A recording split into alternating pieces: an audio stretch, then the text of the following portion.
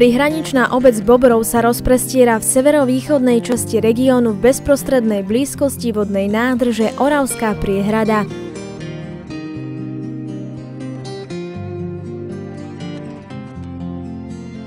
Vďaka hraničnému prechodu Bobrov-Vincerúvka je obec významným dopravným uzlom spájajúcim región Bielej Oravy s Malopoľským vojvodstvom v Poľsku. Najvýznamnejšou pamiatkou a zároveň pútnickým miestom je Bobrovská kalvária, ktorá je dnes súčasťou stromovej aleje vedúcej od farského kostola svätého Jakuba ku kaplnke Nanebovzatia Panny Márie na vršku nad obcov.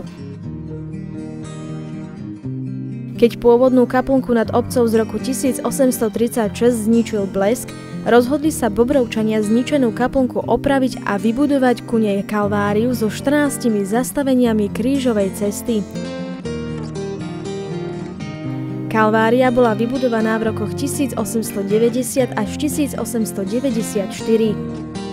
Je z nej pekný výhľad na okolitú krajinu. Vďaka tejto pamiatke sa Bobrov stal známym pútnickým miestom.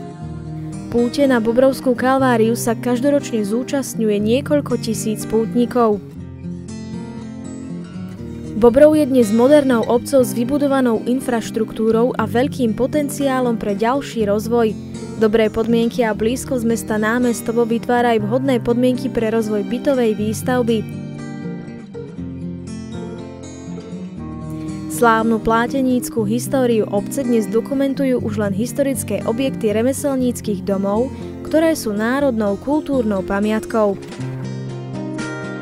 Okolité mierne svahy a široká sieť poľných a lesných ciest vytvárajú výborné predpoklady pre rozvoj cykloturistiky a bežeckého lyžovania s možnosťou prepojenia s Poľskom.